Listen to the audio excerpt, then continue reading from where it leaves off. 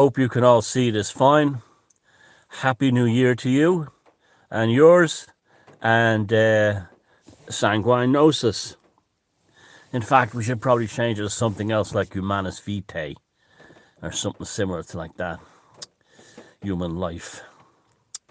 So I think this is the first vlog I've done in 2023, and I've basically avoided any kind of mainstream media for them, or any kind of media, and kept to myself and did a few things. And one of those things is a new Fortean magazine show, which you'll absolutely love. It's really impressive, called Hocus Focus, and that's on tonight.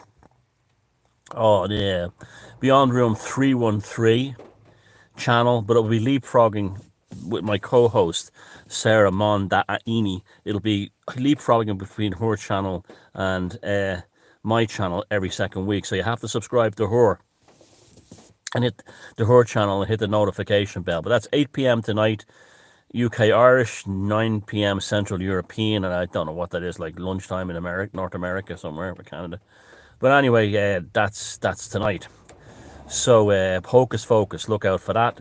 I think you'll find it very interesting. It's not a live show, it's pre-recorded, so it's very magazine-like. It's got nice editing and stuff, and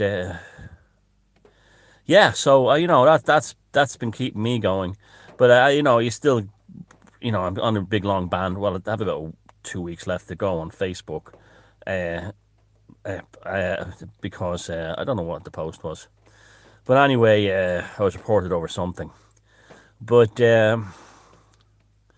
here we are in 2023. Now, this is the date around now when I said that the needlecraft, the ones who are the 3+ers, the foghorn, leghorned on, and the boy I say boy, which is the boy I say boy is really off the scale now, would be dropping, and they are. It's undeniable. Anyone who says they're not, I mean, I had one Egypt on another video say it's just hearsay, or you're imagining things. Oh my God. I mean, I saw some of the stats from the actual New Zealand Health Authority, not New Zealand, New South Wales Health Authority, and it basically showed that if the people who died in the hospitals, in the ICU, I still have this cough, it's driving me nuts. But I know there's allergies. And it's also the time of seasonal infections. This is normal. This is where you build your immune system up. But our ancestors have always done that until 2020, when they told us that the immune system doesn't exist, and you have to get upgrades of software called needlecraft. But so it basically showed that if you have the fourth one, the boy I say boy, you're basically dead. And regardless of what your age, you're basically dead. And it showed that if you're sanguinosis, your chances of dying of the Rona is almost zero. The current round of whatever the current infection is, it's almost zero. So and it's the things that I've been watching Naomi Wolf a lot. Now it took me a long time to get around to Naomi Wolf because of her connection to the Clintons.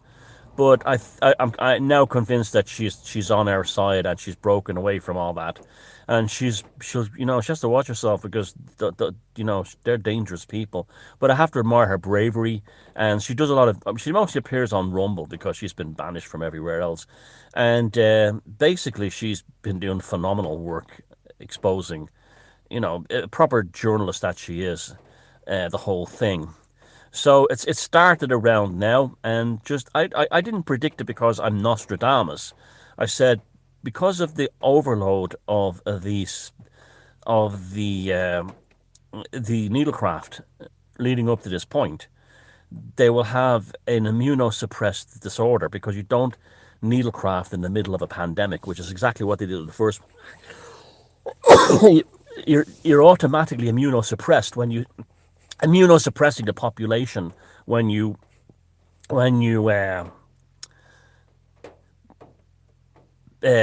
roll out a needlecraft in the middle of a pandemic. And what happened there?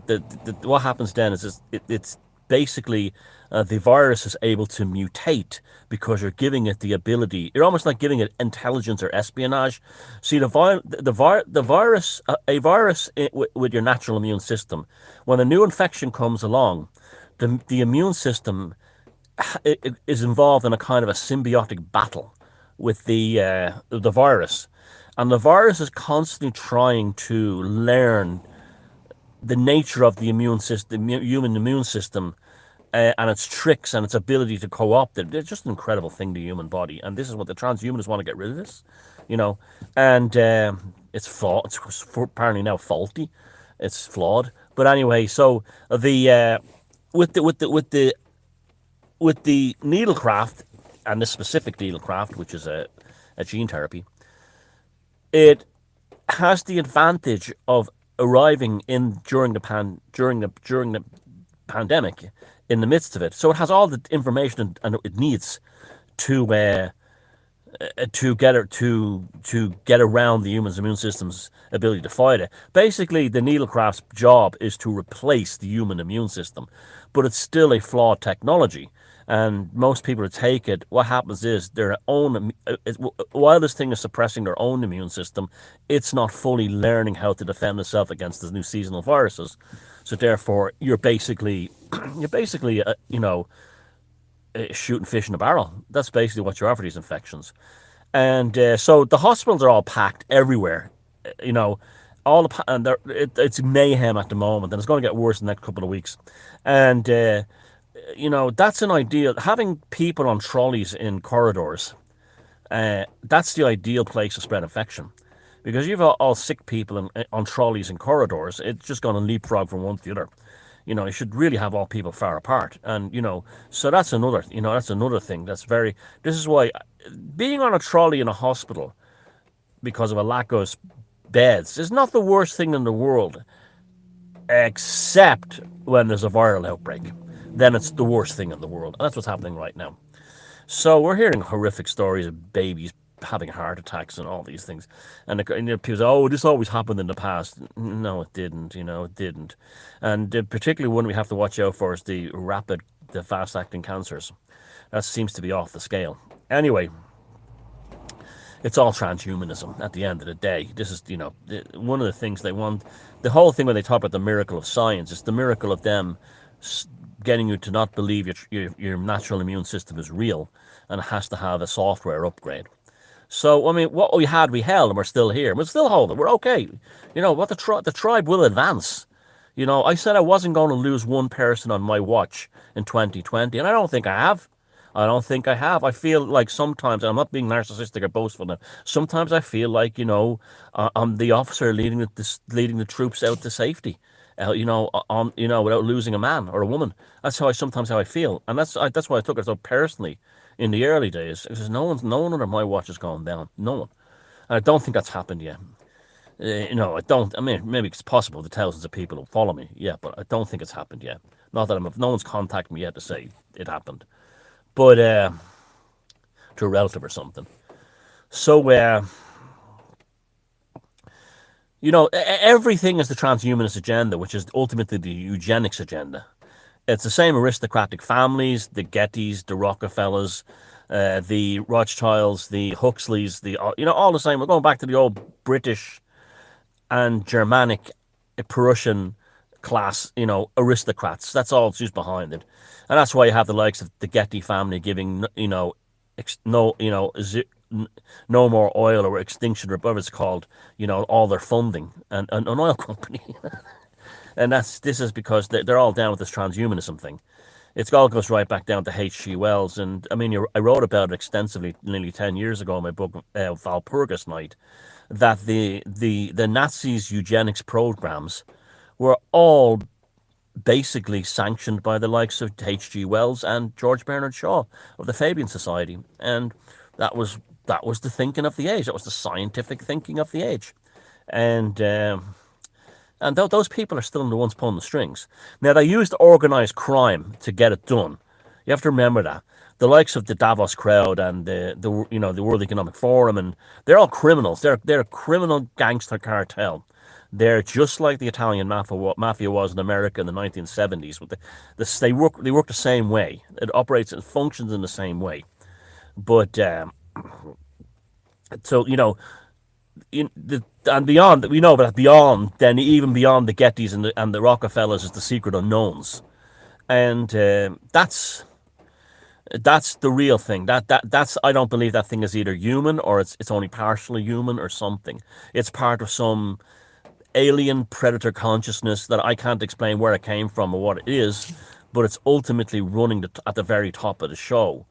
And so when you have an issue in your local neighborhood, it can seem very disheartening and say, well, Jesus Christ, why am I bothering with this? Because there's this like enormous consciousness, wicked, evil consciousness at the very top trying to destroy this planet, no, human race in particular. But they're destroying the planet because they're the ones who are destroying half of South America and Africa with lithium mining for their lovely little electric cars. Oh, by the way, I want to make this quite clear right now. Elon Musk is pure evil, and get off Twitter. Now, you hear me quite clearly now. Listen to me clearly. Elon Musk is pure, is pure evil, and get off Twitter. And I'll tell you why. Excuse me.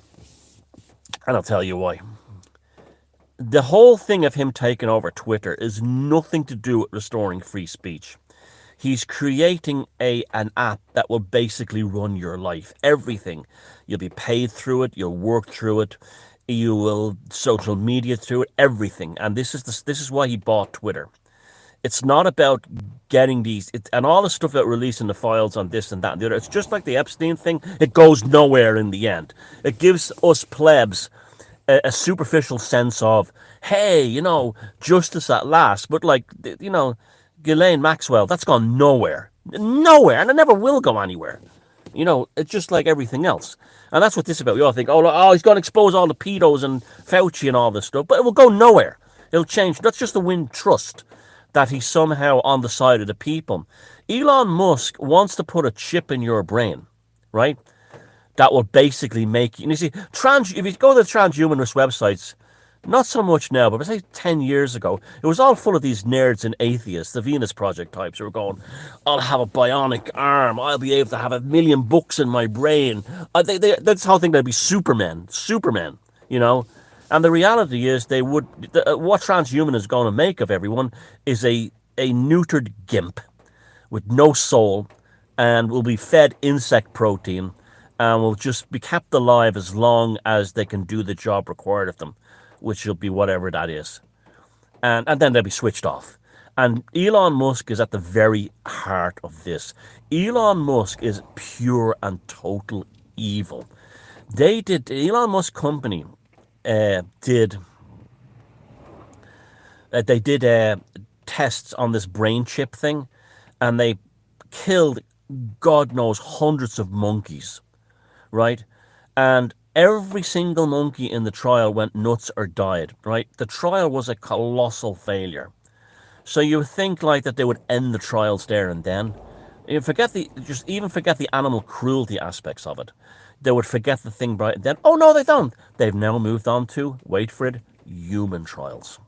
Doesn't that sound an awful lot like the rats and the needlecraft? Or the rats all dying with the needlecraft, and then what do? They rolled it over to human trials. You see, these people have a mentality that your life is, that people like us, the ordinary person, is a lab rat. We're nothing more than a bacteria in a petri dish to them. This is exactly how this is how the tech companies see it. This is exactly how this is what they're like. This is real transhumanism. Transhumanism is, we're just animals, slaves. And this has all been run from the very top. And basically anyone who sits there and tells you transhumanism is a good thing is either mentally ill or possessed by a demon. And unfortunately, most people today, particularly educated people, are mentally ill. Now, the level of mental illness is apparent where you cannot go into any Ivy League school in North America now unless you've been foghorn leghorned, and boy I say boy. And the amazing thing is the faculty are immune from this. It's only the students. So you see what they're up to already? They're already resetting the youth by wiping them out. And there's resets everywhere. People think the Great Reset is like an economic reset and smart resets, and it is all that, but it's more. It's things like the immigration policy is a big part of that. You see, because one of the things that transhumanists and lefties, and they're often the same thing, is that they have a hatred. Well, they not only have a hatred, but they can't understand why someone would love their country, or love their community, or have a bond with the landscape they live on. They look, when farmers talk about like the love that they have for their land, they cannot grasp that. When people say I was born in this country, and yeah, I love traveling in other places, but there's something, my heart belongs here. You know that song, my heart is in Ireland, it's there I want to be. The hills and the valleys are calling to me. Although I'm in this land, my heart is in Ireland, the land of the old folks, ancestors, is calling to me. And that's the same to all of us. And you could also be an immigrant to a country and look at the landscape and fall in love with it. I mean, I fell in love with huge parts of America when I lived there, and you know, and I had the experience in other countries. But the land of the old folks is always calling to you. They hate that. They don't get it. Lefties despise the core of their being because they can't. You see, the lefties and the transhumanists, lefties. That's why lefties today don't care about the working class. They want to destroy them. And that's why they use codes for them like far right. When you hear a lefty going far right, that's really just working class. And you could not imagine the hatred that they have for the average working class person, but you can see it right now. Around Ireland, there's protests going on against direct provision centres. These are where they're basically putting up military age young men and mostly from the Middle East and all over the place, and pretending they're women. And the government is telling the masses that they're women and children from Ukraine. If they're women and children from Ukraine, no one would have a problem. Now, the lefties have been failing in their usual tactics. In East Wall, they tried to set up a pop-up NGO to do this. Now, I'm not saying that all these fellas are evil that are in these direct provision centres. I'm just saying, this is how I'm reading it. There could be many fellas in there that are decent people who could make good Irish citizens in time to come, or add to the Irish story. But this is not what this is about. I'm talking about the old overall trans. I'm not even interested in that much in those fellas in there. This is the problem that they always seem to make, is that it's not the bottom, it's the top you have to aim at. So they started, the usual, this East Wall for All pop-up NGO. They don't speak for us, this kind of thing. And it's what happens is it's the local lovely man. There's an archetype in Ireland called, oh, he's a lovely man. He's a lovely fucking man. The Irish archetype, the lovely man. And what he is, the professional do-gooder. The professional do-gooder, and he wants to be seen by the neighbourhood as the lovely man. He's here to help the people, and that's a big archetype in Ireland, and they're all wankers and arseholes, every last one of them.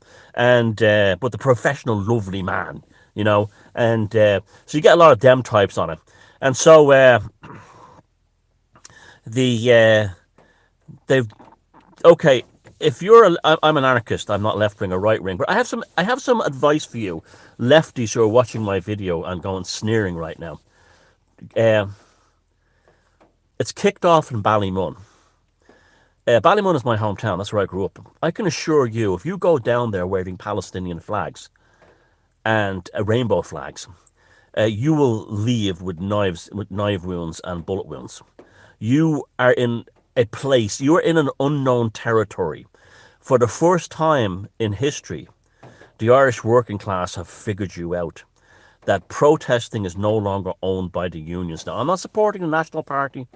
I don't particularly care for them. I'm not a nationalist or anything like that. I'm a cultural nationalist, but politically I'm an anarchist. And you will, if you think you can walk down, down Shangan Avenue in Ballymun, going, far right, one love, Ballymun for all, this kind of thing. You will leave in an ambulance, and maybe even if you try to start anything, you'll leave in a body bag. You are not. You are now encountering in Ballymun a force that you are not prepared to deal with. Now, one of the things you're seeing in Ballymun is the outside the direct provision centre, and I wish these things didn't happen.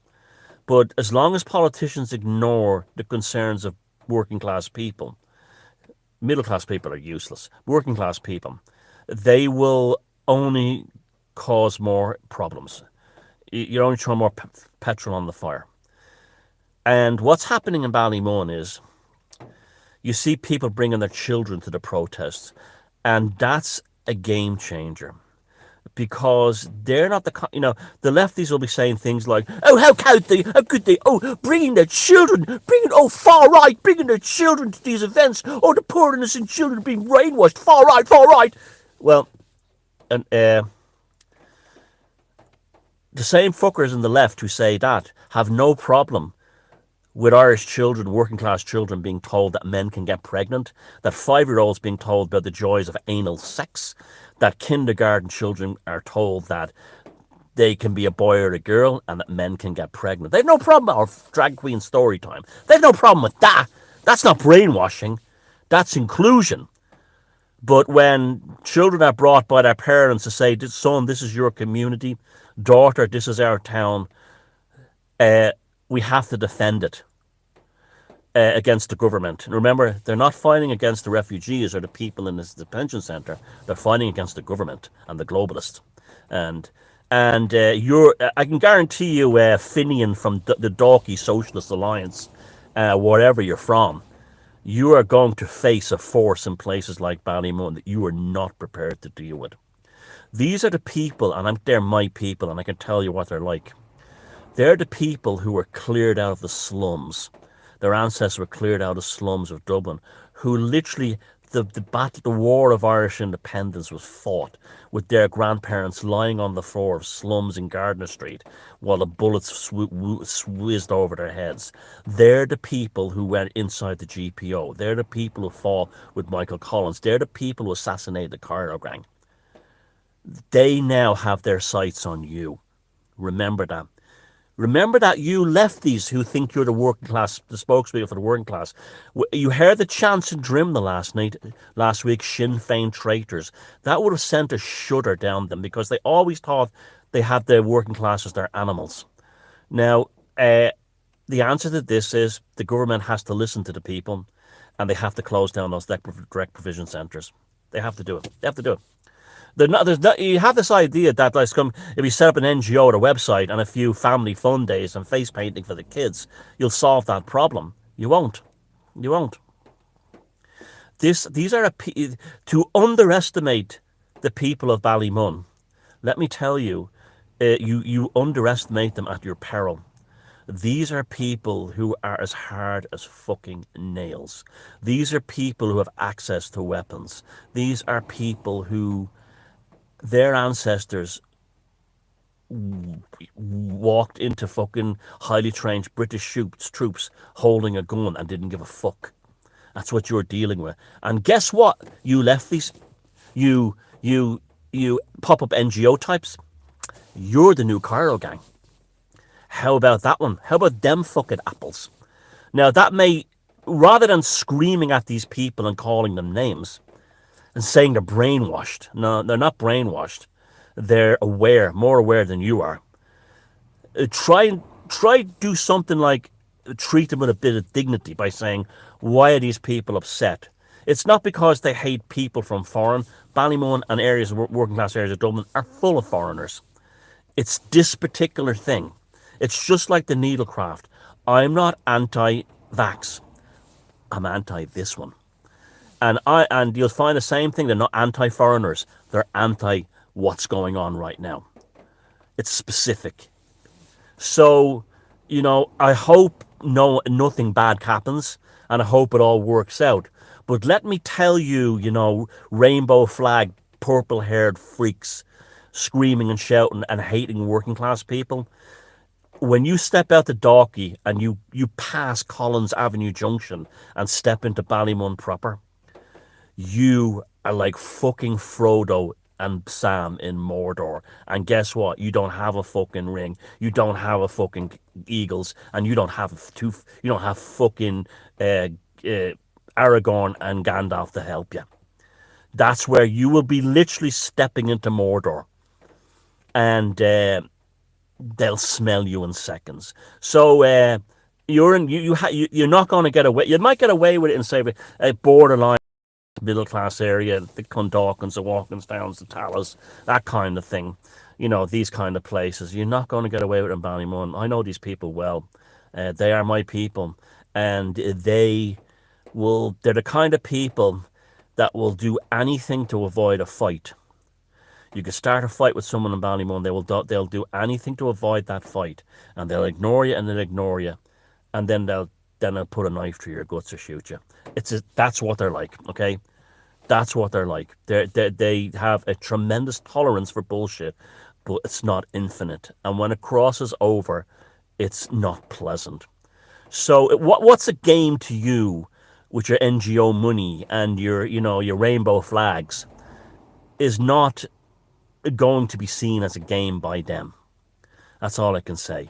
So I suggest, we don't want anything happening to anybody. But this is almost like a word of caution to you, to you lefty rainbow flag wavers. Ballymun is very fucking different. Okay, you have in you are in a different position now, and the government knows this. I had to laugh at them saying the lefties were all on Twitter saying, when the thing started at Ballymun, we're the guard to protect these people. I'm sorry, aren't you the same lefties who are all cancel the police and ACAB? Well, no, it reminds me of that scene in The Young Ones where Rick Mail, who's the archetype of all them, who goes, call the police, and Neil goes, but you don't believe in the police, you're an anarchist. Oh, don't mind about that now. That's what they're like. The same thing was like, the poor children being brought to these demonstrations. They're being brainwashed by their parents, but they've no problem like the same thing, like some guy with his cock hanging out, dressed like a demon in a frock, reading them a story. That's what they're like. They call other people brainwashed. You see, there's people. If you grew up in a comfortable, say your father was Minister for Justice, and you never had a worry in your life, and you grew up pampered, a part of the establishment, a Veruca O'Salt, okay, and that somehow something happened to take that pampering that you thought you were going to be like, one of the socialites or starlets of the establishment, and that was suddenly taken from you by your father basically being a snitch and betraying his boss, and you still crave being part of the elite, the establishment, so you can punish and talk down to horrid working class people. Well, then you set yourself up as an anti-fascist, okay? Because that's what you do. Because and let me tell you that all those people that call themselves anti-fascists, that's not born out of personal experience. Only if, say, you're a black person and someone says it's a terrible name to you, yeah, I can totally understand why you'd want to join an anti-racist movement. Or even if you're a white person who work one day and you saw some vicious treatment of immigrants, I could understand that. I've been there myself. It's horrible. But if you've never seen that firsthand or experienced it firsthand, then your involvement with such is merely by association and narcissism and a desire to be noticed and to people to think you have value and an element of elitism.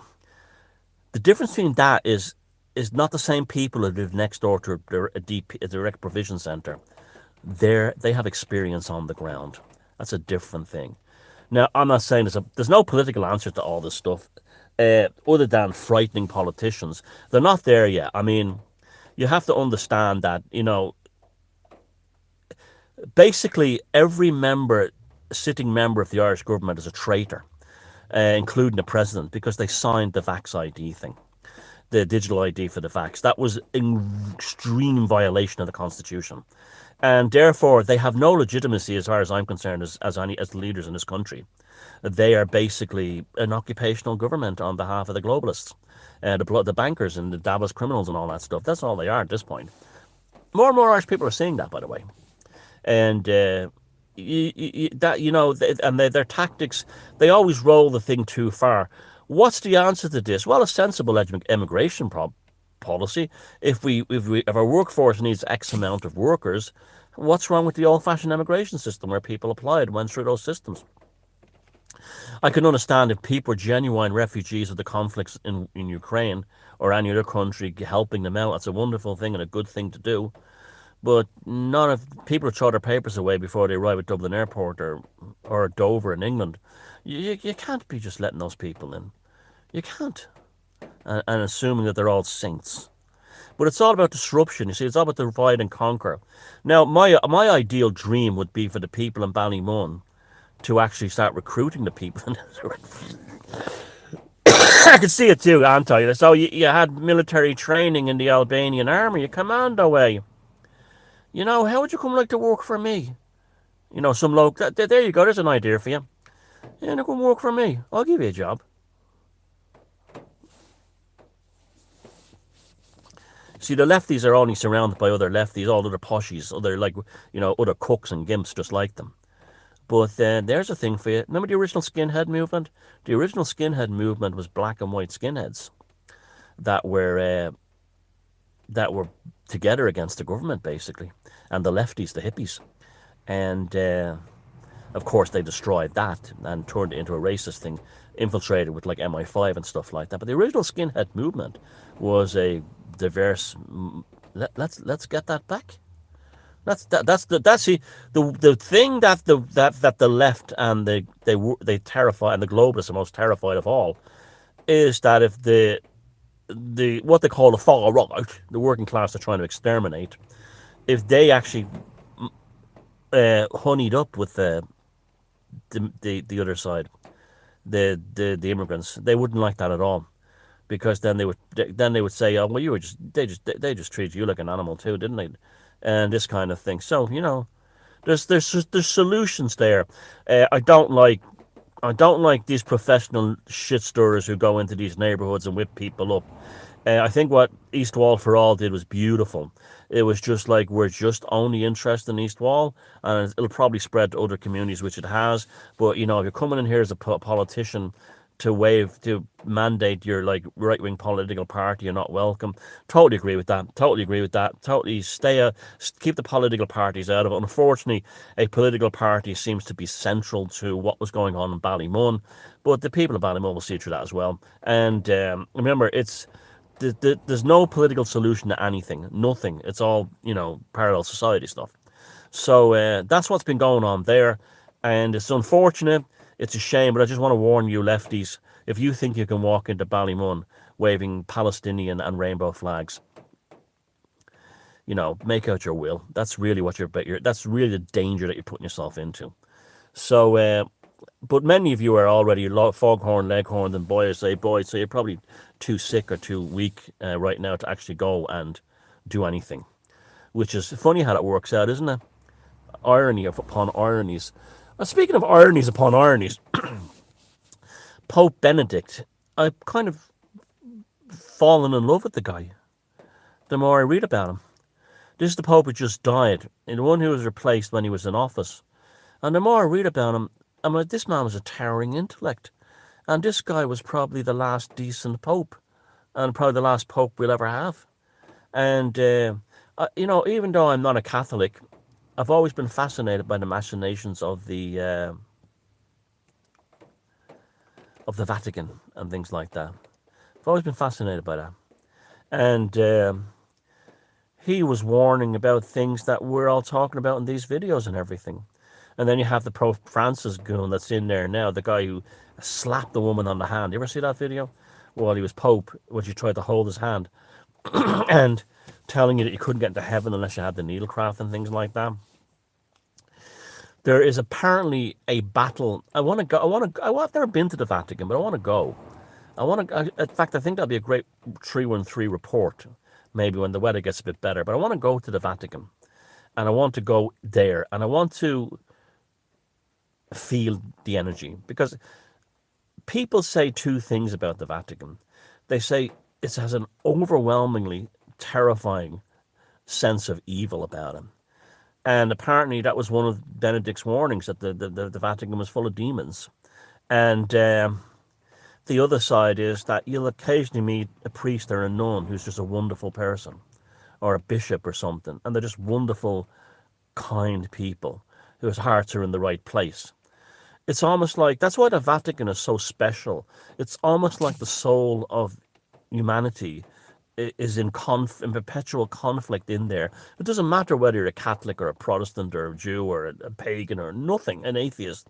It's something about the Vatican and something within in the Holy See that has a tremendous effect on the human consciousness as a whole. It's almost like it's a microcosm of the great cosmic battle. But Pope Benedict Ratzinger, he was actually a really decent guy. And they made a whole big deal of that. He was in the Hitler Youth and all this, but so on. That happened to lots of kids when they were back in Germany back then. They're brainwashed. And remember, the same people who financed the Holocaust and the Third Reich, the Rockefellers and Gettys and all those types, they're the same ones who are financing what's going on today. The globalists. So he was a victim of his circumstances of his times. Then he was in Hitler Youth. Today he'd be forced to go to the drag queen story time. It's the same people running the show, just a different method of brainwashing, and for their eugenic transhumanist agenda. But yeah, I mean, I totally get that. I totally get why Catholics would sort of miss or sad by the guy dying. And I am kind of sad. I was kind of, the more I read about him, I'm kind of really sad about him. We lost a potential champion there, a warrior, that would have been on our side. But there'll be others that will come along, and his power force will continue to exist. And remember, this is a war against good and evil. It's good. This is a war against good and evil. And don't ever kid yourself. It's not anything else. That's exactly what you're dealing with. It's a war between good and evil, and that evil is not a passive evil. It's an active evil, but it's coming from the cosmic forces. Don't ask me to ever try to explain it, because I never will. My mind will never be capable of conceptualizing what the human mind is incapable of quantifying. But I know it's real. I know it's very real. If you watch my Velocity of Now New Year's Eve special, I tried to lay it out about at hand, and I listened to that. I know you loved it. Many of you loved that show and got great insight from it. But I still don't feel that I've been able to express how do you express it. It's like I give that thing if you're a bacteria in a petri dish, how do you explain? How do you relate to the life of the female scientist who's working on the petri dish? It's the super being that's above the petri dish. You can't. So that's what we're dealing with, this cosmic sense. But it's there's a lot to be positive about. There's a lot to be positive about. I think the idea of the parallel society is really taking root now, big time, and I think that there's a lot more people. I mean, there's a woman called Whitney Webb, and she's written a book on basically how Epstein, I got a link below to you. Epstein is basically opens the door on everything we're dealing with today. The Epstein story opens the door on the whole thing, because his connections to the corridors of power and through the Maxwell family and all this kind of thing. It's all there. The whole using, it kind of now makes me feel bad that I said those things about Bono, because they would these and people like that, they so easily corrupt, blackmail people. They invent things. They don't even have to be real. And this is what Epstein's job was. He was basically heavily involved in the intelligence services, and he was basically a sexual blackmailer using the banking system. And nothing will come out of it, but anyway, her name was Whitney Webb, and she was on the Glenn Beck show, and it was back in November. It was recorded. It's a must-see interview, and it's already got over a couple of million views, a lot. And so there's and it's all the stuff that was called conspiracy theory that we were talking about 10 years ago. People like myself and others were talking about 10 years ago. Remember the great Alan Watt? That's now all validated as absolute fact. This is the thing. And it also shows you, it gave me a lot of hope.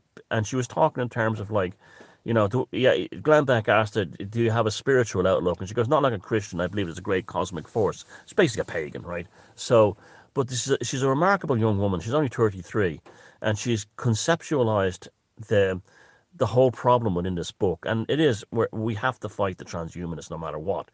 But taking them on directly, of course, we don't have a chance. They have all the everything. But we can build a parallel society. And she even said what I've been saying for years: look to the Amish, look to groups like the Amish, and I say no, the Travelers, and that kind of thing. You'll get basically, if you walk away from their system, and enough of us do it, it won't survive.